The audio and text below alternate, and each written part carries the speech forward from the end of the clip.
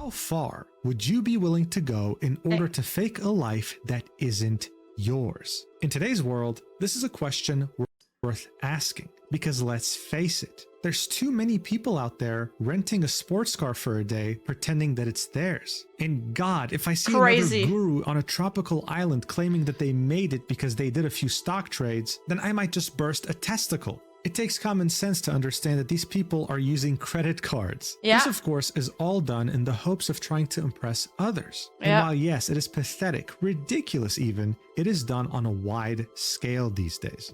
I mean, this has gotten so big that there's an entire economy built around fake influencers. People who rent out mansions, sports cars, photographers, you name it, all in the hopes of appearing to be something that they are not. However, if they didn't have to fake every single photo that they did, they could perhaps one day afford the mansion, but now they definitely aren't. They're just gonna rent everything. Even though we've gotten to a point where this has gotten worryingly sophisticated, with an entire economy built around it, all of this still pales in comparison to the fake life that esports athlete Nafat Warasin has lived for the last few years. Damn, is it her? I forgive her, whatever she did, she's cute. An absolute rising star in one of Southeast Asia's most popular games. She managed to get signed to one of the top esports organizations of the region, which eventually led her to the highest honor imaginable, representing her country of Thailand in the 2025 Southeast Asia Games.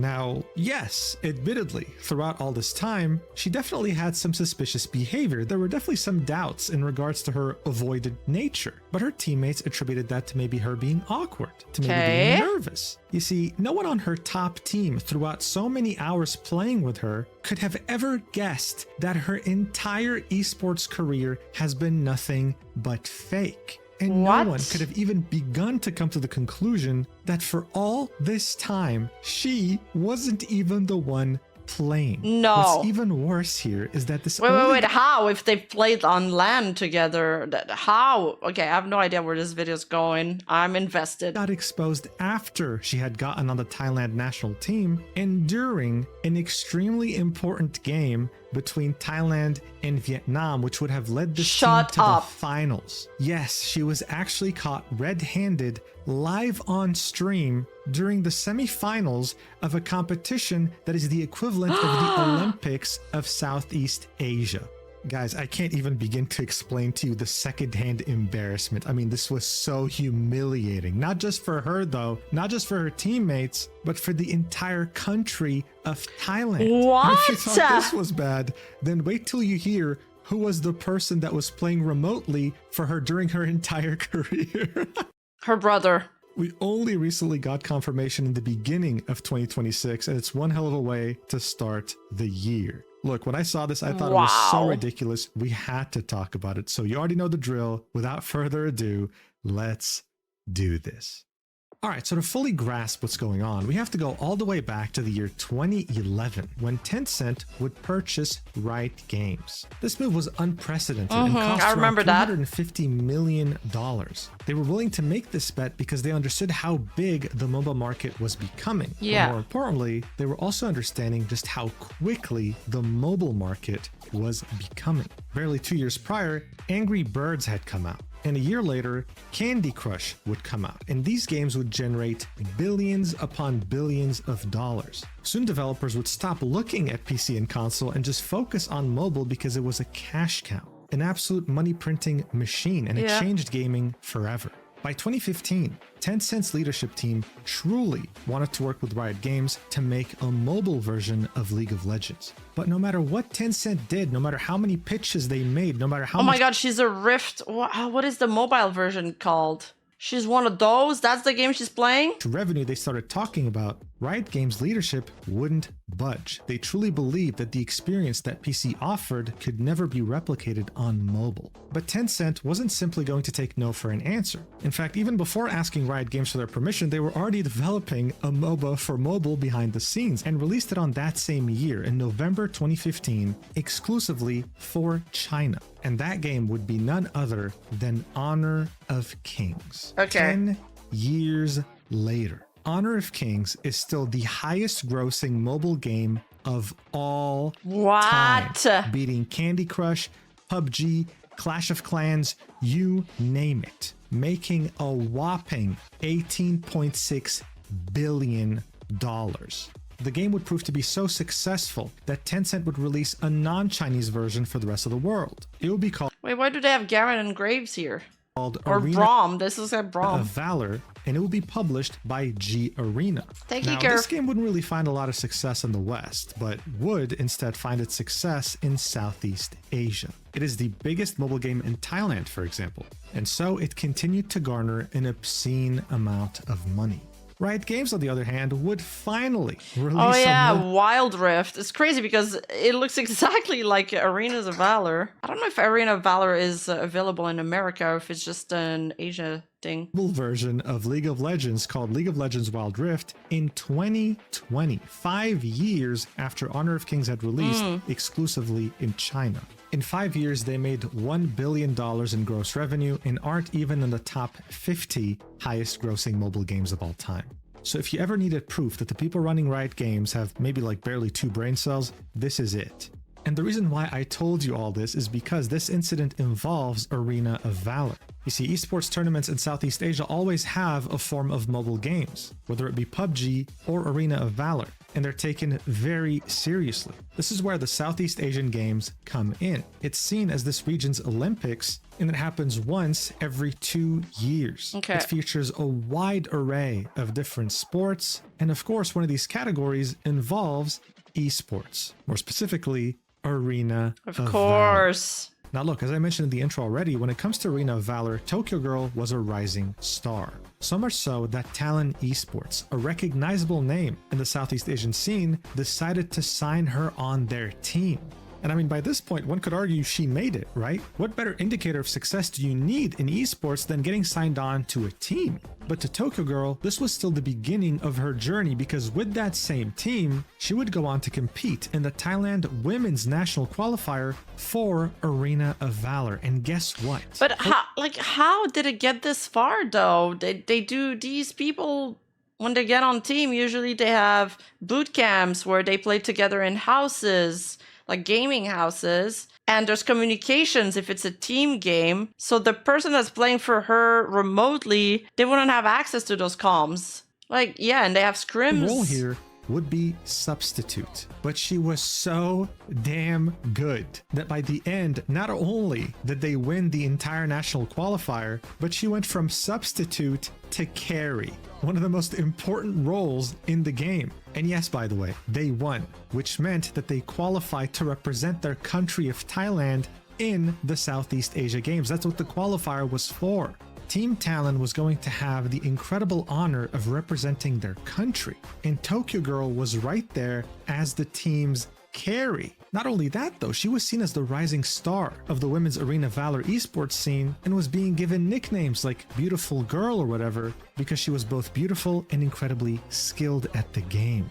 I mean, by this point, we could say that she truly, really made it, right? But in reality, this is where things were about to get very real because she and her team had immense pressure on their shoulders. You see, Thailand has the most gold, silver, and bronze medals in this competition's history. Okay. So they had high expectations to keep up the status quo. I should point out that this ranking isn't the most fair thing because not all the countries on this list were members on day one. In fact, Vietnam, for example, started off as South Vietnam. But you get the point, okay? Thailand is well known to have the most medals in this competition's history. But that wasn't just it. The members of the Southeast Asian Games take turns hosting the games on their territory. And in 2025, the year her and her team were going to compete, Thailand was going to be the host. They were representing their own country on their own soil. The pressure couldn't have been higher. And so on December 15th, it began. The Southeast Asian Games 33 Group Stage Women Arena of Valor Tournament. 4 countries participated: Vietnam, Thailand, Laos, and Timor-Leste. Based on the qualifiers, Thailand was on track to make it to the finals. All they had to do was win against Vietnam. This was their first game in this tournament. So Thailand's team's only goal here was to just defeat Vietnam so they can make it to the finals and guarantee second place. If they would win the next match, they would guarantee a gold medal. They were in a very good position here, and they were so close to getting a minimum of top 2. But of course, seeing that they're on their home soil and they're representing their country, they were going for the gold medal. However, with some of the complications that occurred, I'm sure that some of the team members would have just rather gotten a bronze medal, in fact, no medal, rather than have to go through the embarrassment of having Tokyo Girl on their team.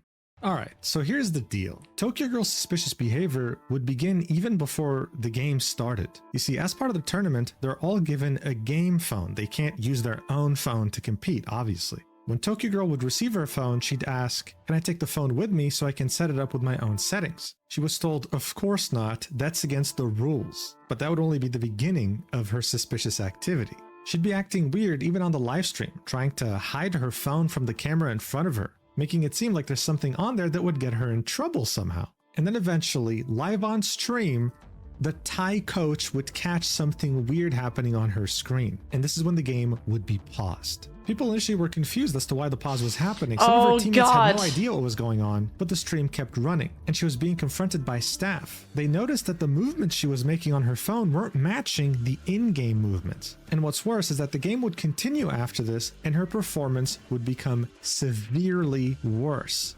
It seemed like after being caught, a switch had flipped. And as the second game was starting, her performance became abysmal, barely able to get a single kill. But at the time, fans weren't even concerned with any of this. They were concerned with the fact that she was acting weird after being caught, making a middle finger gesture to the camera. This is of course seen as very unprofessional and not fit for an athlete. But I guess this was just her way of coping with the idea that she was caught. So as I mentioned, after she was caught, the games kept going on. Tokyo Girl's performance would be abysmal, some of the worst games she's ever played in her career. And Thailand would end up losing to Vietnam 0-3. It was a very embarrassing defeat, but what was more embarrassing are the extremely quick and ruthless consequences that came her way on the same day. What did she expect? Very shortly after Thailand's crushing defeat to Vietnam, the Thailand National Olympic Committee would post this letter on their socials, saying, "Decision on personal penalty for a Thai athlete of the Thailand Arena of Valor women's team, esports event at the 33rd SEA Games Thailand 2025. To whom it may concern, this is to inform you of the decision made during the Arena of Valor women's team match between Team Thailand and Team Vietnam in the winners final of the esports competition at the 33rd Southeast Asian Games on December 15th, 2025. A Thai athlete, Warasin Nafat, committed an offense under item 943 of the esports technical handbook by using unauthorized third-party software or hardware modification during game 1 of the match. After further investigation, conclusive evidence was found, which led to the imposition of a personal penalty resulting in her expulsion from the entirety of the esports competition at the 33rd Southeast Asian Games. The decision is final. The above is for your information and understanding. Thank you and best regards. Signed, the esports technical delegate of the 33rd Southeast Asian Games." So hey, that she didn't think this through. What the fuck? Didn't take long at all. And this letter would serve to be the beginning of a tsunami for Tokyo Girl's entire career. But before we get to that, let's take a step back. What the hell did they mean when they said using unauthorized third-party software or hardware modification? What exactly did she do? How could you even cheat in a MOBA game? Well, that wasn't clear. The Thailand National Olympic Committee— I knew it! Like TeamViewer, like somebody else controls your computer. Give any specifics. Your phone? So you had many people theorize, and even news publications theorize, that what she was using was TeamViewer, a program that allows you to remotely control a user's device. But you see, anyone who's used TeamViewer before can attest to the fact that it's laggy as fuck. The latency would not allow you to compete in a high-level esports tournament, especially in a MOBA. It requires split-second decisions. How did she do it? Additionally, many people were wondering how we could even start talking about remote interference when this was a tournament. Aren't tournaments like this usually held on a local network? Yeah. Well, it turned out that no, actually. Not in the case of the women's tournament. The women's tournament for Arena of Valor was on an online private server. So things were starting to get very interesting to say the least, but no proper conclusions were reached just yet as to how she cheated. In the meantime, though, the tsunami on her career would continue, and Talon would very quickly release a statement saying she is out of our organization effective immediately. Additionally, she'll be repaying around 9 months of her training costs for the entire duration of when she was under our organization. Now, they didn't specify a number, but around 9 months of training expenses? Yeah, that's not a small amount of money, I'm sure. As far as I'm aware, this also included prize money. And of course, seeing all this happen, G Arena wasted no time whatsoever and also put out a statement on their Facebook page. In it, they would of course express outrage and announce that they were banning Tokyo Girl from participating in anything related to Arena of Valor indefinitely, forever. But of course, this tsunami ending her career didn't just involve companies. It also involved her heartbroken teammates, like for example, Give Me a Kiss, the captain for the Talon team, and by that same token, the captain for the Thailand national team. On December 15th, she'd post, "I was heartbroken when I found out, but I'll do my best." Her heartbreak is of course in reference to her teammate cheating, but her saying that she'll do her best was in reference to the game they've still yet to play in the lower bracket final. You see, shortly after the game with Vietnam, Tokyo Girl would get benched. The Thailand national team would then bring in the substitute to play against Laos because they had won against Timor-Leste and therefore qualified to play Thailand in the lower bracket final. The winner of the lower bracket final would face off against Vietnam in the real finals for the gold medal. Thailand would actually end up winning against Laos, qualifying them for the finals against Vietnam. This game against Laos would happen on the next day in the early morning of the 16th. However, barely a few hours later, Santi Lothong, who is the president of the Thai Esport Federation, would go live on his personal Facebook page. This is when he would confirm, while breaking down in tears, that the Thailand national team for Arena of Valor would be withdrawing from the competition entirely, even though they had made it to the finals against Vietnam. This meant that Laos would take their place, and this meant that Thailand was withdrawing with 0 medals in the women's tournament for Arena of Valor. He'd then speak to a newspaper on that matter and say, "I, Santi Lothong, as president of the Thai Esports Federation and president of the Asian Esports Federation, hereby announce that Thailand will withdraw its Arena of Valor women's team from the 33rd SCA Games hosted by Thailand. We respect all regulations, we respect friendships, and we respect the spirit of sportsmanship. What happened went beyond our scope of responsibility, as this is a serious matter. As the host nation, we cannot allow the tournament to continue under such circumstances. We understand that the Thai and Laotian teams still competed this morning. Thank you, Chairman Chan, for not filing a complaint against Thailand or withdrawing from the tournament this morning. That is the spirit of the Association of Southeast Asian Nations. Thank you to the Laotian athletes for taking to the field and showing respect for Thailand. As the president of the association, I would like to send my encouragement to the remaining athletes who are still competing. I understand that you have all tried your best. Last night I spoke with Coach Poom. This is truly a very difficult situation, with Thailand being the host country and me as the president of the Asian Federation, who is absolutely responsible for overseeing this tournament. After that, I will speak individually with the athletes in my capacity as the esports manager of Thailand." So as you can see, this was a very tough decision. It was very embarrassing, heartbreaking, and humiliating to anyone that had anything to do with Thailand.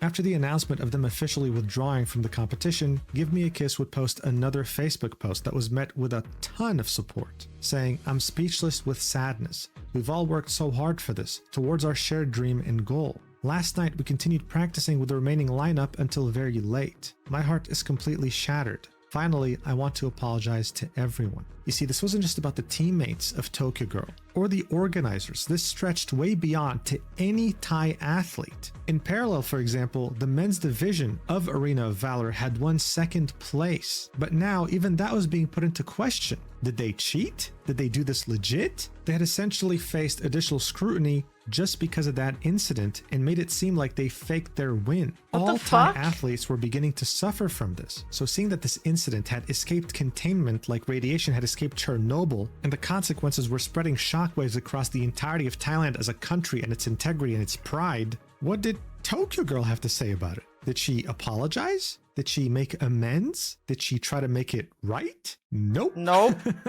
Because why would she? Instead, she'd be hospitalized immediately after, and the only public statement she'd make would be a reply to a Facebook post criticizing her. Here's what she'd have to say. "Let me answer. If I had cheated, I would have won a long time ago. To be honest, how could I have cheated? I was playing by myself, but because of the stress and pressure of the game, I panicked. At that time, no one around me knew what was happening, so I was taken to the hospital. I've only just been able to use my phone and my hand is still plugged into an IV drip, so I'm completely unable to share or clarify anything about the fraud. You don't know what I've been through, and yet you're saying that? Anyone in that situation wouldn't know how to react. All right, hospital, Menhera bingo. Wrap it up, boys. This problem is solved. Next video. Either. As for the middle finger incident, I was just joking with the person sitting next to me. When I turned around, the camera was pointed at someone else's face. I was just teasing my friends because I was so stressed at the time. I was so panicked that I fainted, which is why I had to be taken to the hospital. I mean, seriously, what an incredible 10 out of 10 statement. Truly redeemed herself with that one. I mean, who is this Cha-Cha Chilla trying to gain sympathy by telling us she's in the hospital? Look, under no circumstances should someone hurt themselves over anything. But come on, you fainted because you were stressed? Of course you would be, because you were caught. And no one's going to believe that whole middle finger story. You were looking directly at the camera. And as she was trying to defend herself in this stupidly made post, more details would emerge as to how she cheated. So each player was given a phone, right? And since this wasn't played on LAN, this was played on an online private server, each player was given an account to log in with. Tokyo Girl would then take these credentials and send them to someone else so that they can log in and play for her. She would then install Discord, okay, and get into a call with the person playing for her. That person would then screen share their game. Tokyo Girl would watch the screen share and full screen it, and would then attempt to mimic their movements on her screen, faking the fact that she was the one who was playing. And get this wasn't just done for this tournament. This is what she's been doing for her entire career. Because after the first round, after she was caught and had to actually close Discord, her performance would become abysmal. So after her terrible reply, and after the reveal of what she had done to cheat, Tokyo Girl would delete her Instagram page, her Facebook page, and her TikTok, essentially wiping all traces of herself online. As people were still mind blown by how she was able to fake her entire career through using— But how can you, if you tap on your phone screen while you're share screening, doesn't it, like an overlay must come out or something? It's crazy that it went so far and she did not get caught before. In Discord, the Vietnamese newspaper VN Express would interview some players in the Arena of Valor community, including the team captain Give Me a Kiss, to try and understand Tokyo Girl's insane story a bit better. The article would say, Tokyo Girl had long been a prominent name in Thailand's Arena of Valor community. Team captain Jomkon Pumsino, known as Give Me a Kiss, said she was widely regarded as one of the country's strongest female marksmen and jungle players. Her live streams and TikTok videos regularly showcased high-level gameplay, leading to her inclusion in the national squad without a formal tryout. Head coach Jakapon Pom and several teammates said Tokyo Girl appeared to be the strongest player on the roster during preseason practice matches. However, they noted that she rarely attended in-person training sessions and mostly played with the team online. Of course! Surprise, surprise, right? Tokyo Girl's reputation was further reinforced by Chicken V, a well-known Thai Arena of Valor streamer who had previously helped introduce her to a wider audience. I played solo matches against her and lost badly, Chicken V said. But in hindsight, there were warning signs. She always had someone beside her when playing online. When I asked her to play in person, she often made excuses. Looking back at her old videos, none showed her hands or the screen, only her forehead. So you see, there were signs, but these people chose to give her the benefit of the doubt. And yet she completely used their trust and threw it in the garbage. However, one question remained. Who the hell was behind her gameplay? Who is this insane player that allowed her to fake her entire career? Well, and you won't believe this, but it just so happened that Tokyo Girl's boyfriend had been an esports player for Arena of Valor. No! I know, absolutely crazy. No one would have guessed that. So people theorized that it was him. However, no one had any concrete proof, and no one had come out to reveal this. That would be, of course, until a couple weeks would pass by after the incident, because on January 2nd, the remote player would finally confess. To almost nobody's surprise, on January 2nd, Cheerio would come out and confess that he was the player playing remotely for Tokyo Girl. He confessed this by posting a statement on his personal TikTok account. An account that still, even after posting the confession, has a donation link in the bio. I mean, how shameless can you really be? The statement would of course be in Thai and would comprise of 2 pages. Here's what it had to say. Hello, I'm Cheerio, and I want to clarify the issues that occurred during the SEA Games 33 and other tournaments where there were suspicions of substitutions in many matches. I acknowledge that this is true as reported by the press. I've had time to reflect. I regret what I have done and I want to offer my sincere apologies to society. Okay, this is a bit roughly translated, but you'll get the point, I'm sure. I take responsibility for what happened and accept all criticism and consequences without any justification. I apologize to those affected by my selfish actions. I apologize to all Thai people for bringing shame to the country. This incident is an important lesson in my life. I will use it to reflect on myself, improve, and make amends. I promise that I will not let anyone else be harmed or let the country lose its reputation because of my actions again. Finally, I would like to apologize to everyone once again. I apologize to Mr. Santi Lotong, president of the Thai Esport Association. I apologize to the Talon women's team. I apologize to the other women's teams that lost their chance. I apologize to everyone involved in all the tournaments I participated in.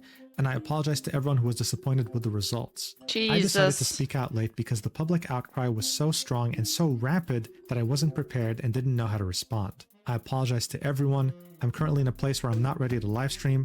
When I get home, I will live stream to apologize and again explain what everyone wants to know. So look, It's true, like all the teams that have lost against him retroactively, like they also got cheated of a potential win. already way better than the statements that Tokyo Girl made. Yeah. But still, a lot of questions remain unanswered. And I guess when he eventually live streams, maybe we'll get to know. And according to this article by the Vietnamese publication known as Bao Moi, Cheerio is highly regarded in the Thai esports scene. Specifically for Arena of Valor, he's seen as a very skilled player. Interestingly enough, someone of his skill and playstyle stood more to lose Yeah. than Tokyo Girl by doing this. So that's one of the questions that's unanswered. Why did he do this? Purely because he was her boyfriend, or was there something else at play? Either way, in the grand scheme of things, that doesn't matter because the Thai Esports Association immediately would announce that they're taking action not just against Tokyo Girl, but now against Cheerio. Yeah, that's what I thought too. Like for sure they're gonna fine him or they're gonna ban him from playing ever again. After he admitted being the remote player. This is where Santi Lotong would confirm that he'll be pursuing legal action against both individuals to the fullest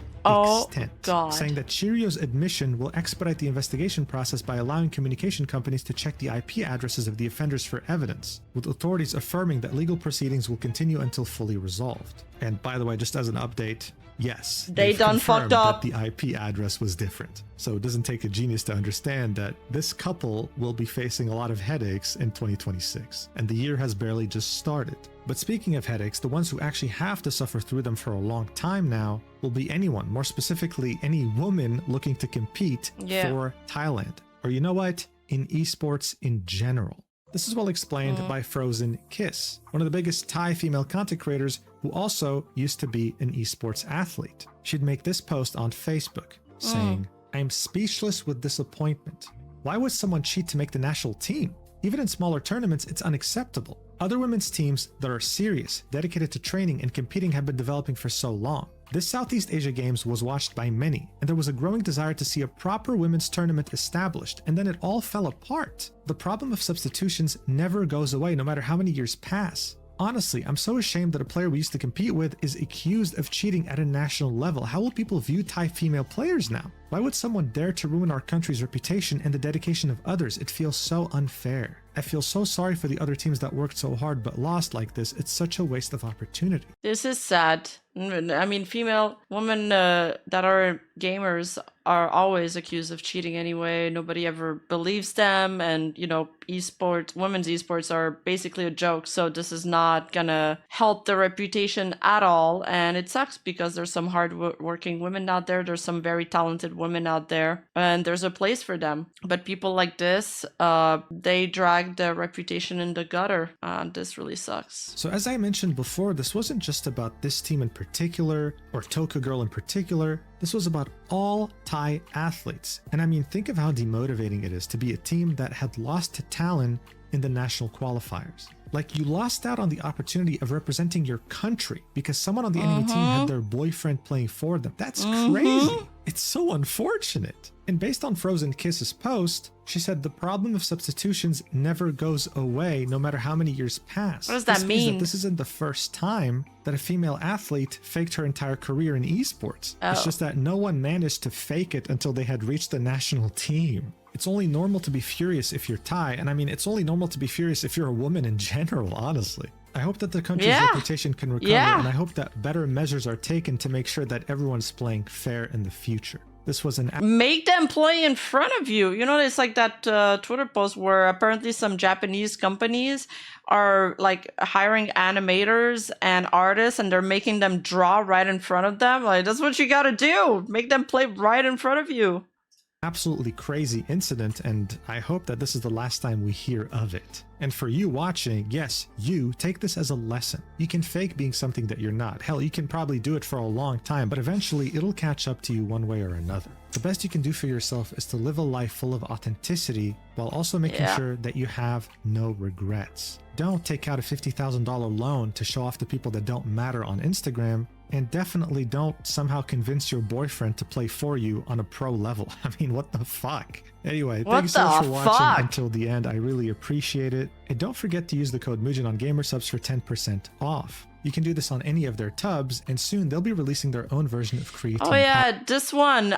They sent me that. I received a package like yesterday. It's like they have this new hydration flavor. Anyway, use code CLOP for 10% off. Or Mujin's code.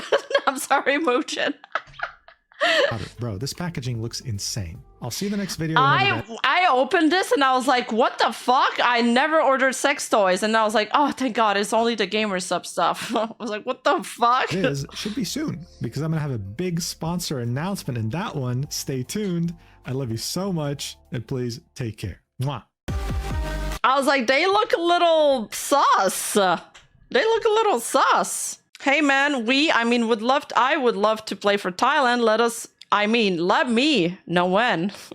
Great video by Mujin. I love the way he built the story and told it. How does he find these stories? That's crazy. Hey, you, don't forget to like and subscribe and hit that bell button. And I'll see you in the next video.